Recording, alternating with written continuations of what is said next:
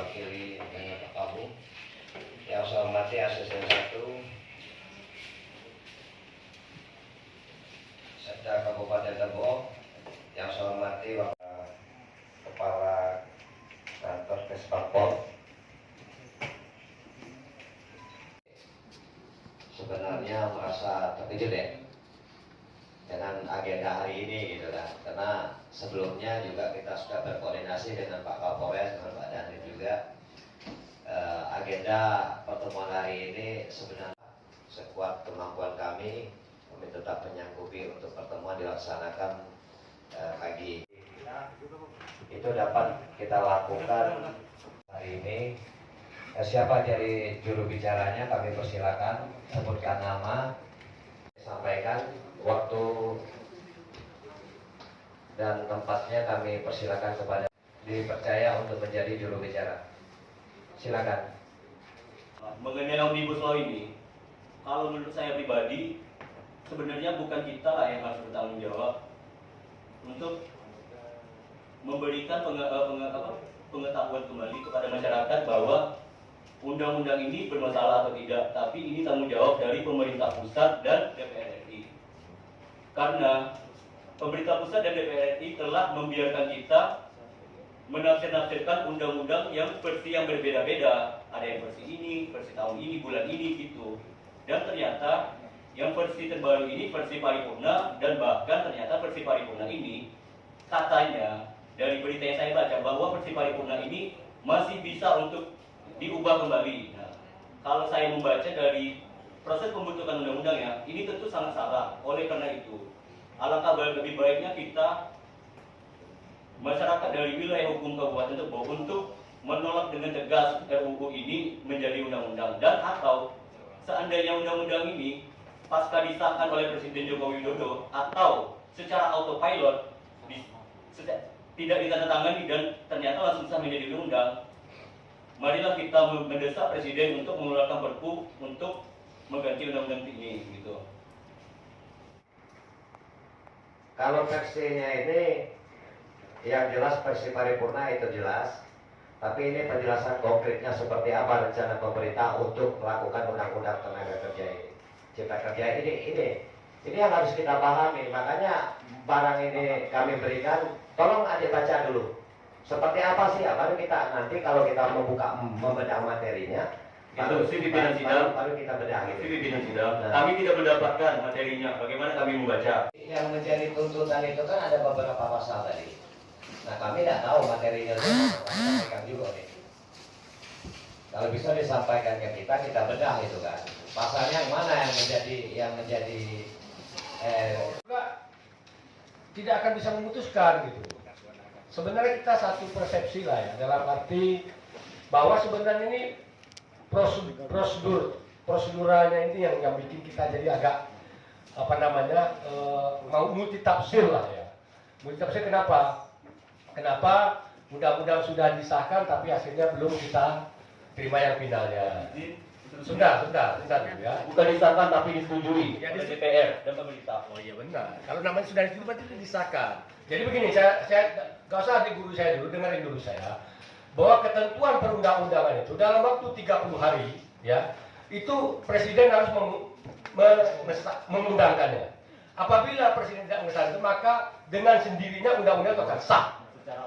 Ya, kemudian soal kita mengajukan judicial review ke Mahkamah Konstitusi, ini belum saatnya karena ini belum jadi undang-undang. Jadi kalau berbagai elemen masyarakat yang ingin mengajukan judicial review ke Mahkamah Konstitusi, tunggu 30 hari. Kalau sekarang kita ngajukan kan belum ada yang kita ini kan. Jadi maksudnya begini, sebentar deh ya, kita diskusinya biasa saja.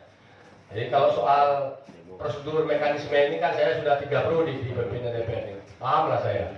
Jadi sekarang kita nggak usah berdebat soal pasal per pasal, soal yang 3 versi, yang 1035 halaman, yang 905, yang 800. Sekarang substansi yang ingin adik-adik sampaikan silahkan sampaikan ke kami, dibacakan dulu juga boleh, nanti rilisnya kirim ke sini, nanti akan kita teruskan. Kami juga tidak punya kewenangan untuk menolak atau menerima. Ya, mungkin coba keluar. Terima kasih. Presiden Joko Widodo saja selama 30 hari dan terhitung semenjak tanggal 5 Oktober kemarin. Oleh karena itu, dengan banyaknya proses pembentukan undang-undang yang bermasalah dan Indonesia tidak mengenal skema Omnibus Law dan tidak ada aturan mengenai skema Omnibus Law, kami dari Aliansi Mahasiswa dan Pemuda Peduli Tebo mendesak seluruh pimpinan dan fraksi DPRD Tebo mengeluarkan surat dan sikap resmi tertulis menolak rancangan undang-undang Cipta Kerja.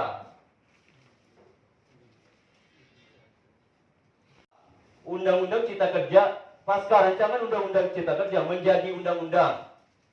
3. Mendesak untuk mengajukan permohonan pengujian pasal-pasal yang dianggap kontroversial pasca rancangan undang-undang Cipta Kerja tersebut disahkan menjadi undang-undang.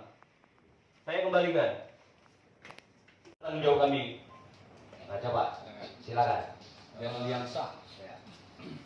Dan tambahan dari tuntutan kami yaitu karena di Tebo dari fraksi PDIP sudah menyampaikan aspirasi masyarakat melalui grup WhatsApp fraksi PDIP se-Indonesia. Berkaitan dengan hal tersebut, kami meminta oknum untuk mengklarifikasi terkait pernyataan di salah satu media cyber. Dengan ketentuan A. Aspirasi masyarakat seperti apa yang Bapak sampaikan. Kedua, diduga oknum sudah menyampaikan aspirasi masyarakat. Namun, di sisi lain, oknum juga mengatakan bahwa belum adanya aksi-aksi penolakan terhadap RUU Cipta Kerja. Kemudian yang ketiga, kami sangat menyayangkan sikap oknum jika menyetujui rancangan Undang-Undang Cipta Kerja Omnibus Law. Yang terakhir, mendesak oknum untuk mengeluarkan sikap resmi tertulis penolakan rancangan Undang-Undang Cipta Kerja dan mengklarifikasi kepada kami Aliansi Mahasiswa dan Pemuda Peduli Tebo. Mungkin itu karena sudah menjadi konsumsi publik dan kami menindak hal tersebut. Mohon maaf, sebenarnya dan selayaknya beliau hadir di tengah kita. Instruksi pimpinan sidang. Apa yang sudah disampaikan tadi kami Instruksi pimpinan sidang. memahami karena beliau saat ini dalam perjalanan ke Padang. Kalau beliau ada sebenarnya clear masalahnya apa yang dituntut. Kami juga tidak tahu aspirasinya itu sampai hari ini. Karena itu kan kalau saya ini jarang buka hal-hal yang model itu. Iya. Jadi yang merupakan tuntutan adik-adik tadi itu kami sampai hari ini kami tidak tahu persoalannya dari apa yang di share ke grup apa tuh sampai hari ini kami tidak tahu yang mana gitu.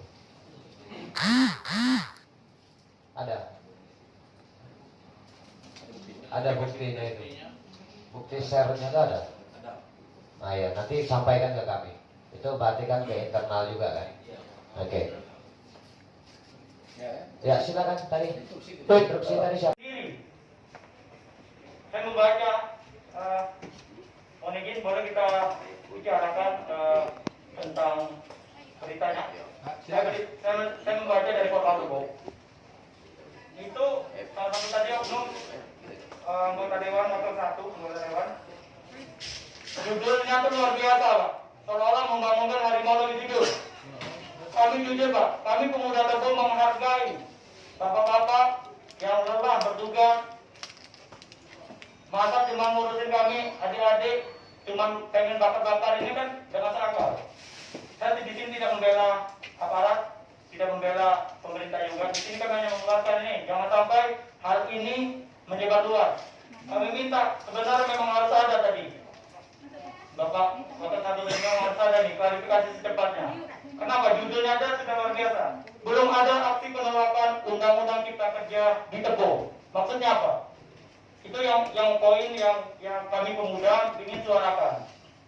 Nanti kalau kami demo kacau kan kacau lucu. Baik, izin bicara pimpinan sidang, saya tambahkan.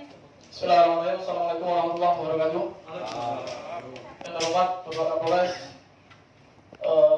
Sekuritas Aparat dan jajaran Dewan staf pemerintahan.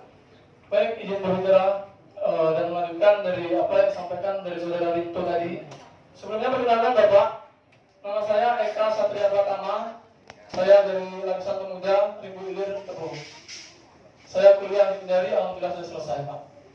Baik, menindaklanjuti yang disampaikan dengan saya Ribu tadi. Memang isu yang kita rasakan saat ini adalah isu nasional, Pak. Yang disampaikan dengan saudara Yori tadi. Nah, kalau melihat isu nasional ini, Pak, kita melihat di mana saja sekarang bentrok. Mohon Pak, bentrok mana-mana aksi segala macam. Bukan berarti kami tidak peduli, Pak, dengan situasi saat ini. Bukan berarti kami tidak peduli, Pak. Terbuka hati, Pak, untuk menyampaikan ini. Dan sebelumnya saya ucapkan terima kasih bahagia saya dan rekan-rekan bisa duduk di sini. Sekarang yang ingin saya sampaikan, Pak, kita tidak untuk diajak-ajakan. Karena saya pikir, untuk apa kita aksi berlebihan kalau titik terang tidak akan terungkap pada akhirnya. Makanya dengan audiensi ini kami sampaikan, dari awal rancangan undang-undang ini ingin disahkan, bahkan sudah diketok mungkin dari 5 Oktober, Pak. Nah, dari awal rancangan ini sudah tidak memenuhi persyaratan dan sebagainya. Mungkin Bapak Wakasatu, Bapak Sambil sudah menyampaikan tadi bahwa maaf Pak Wakasatu sudah menyampaikan akan cacatnya rancangan ini, Pak. Sehingga sangat disayangkan apabila kita pemerintahan akan menyetujui akan hal itu untuk kita jadikan landasan dasar di negara kita.